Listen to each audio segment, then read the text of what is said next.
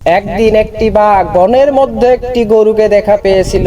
সেই গরুটিকে আক্রমণ করার জন্য বাঘের যত গায়ে শক্তি ছিল একত্রিত করে গরুটিকে আক্রমণ করার জন্য চেষ্টা করলো, কিন্তু কোনো পদ্ধতিই গরুটিকে ধরা পেল না। দৌড়তে দৌড়তে গরুটি একটি কাদামাখা পুকুর দেখেছিলেন, সেই পুকুরে লাফিয়ে পড়লেন, কিন্তু বাঘটিও সেই কাদামাখা পুকুরে লাফিয়ে পড়লেন।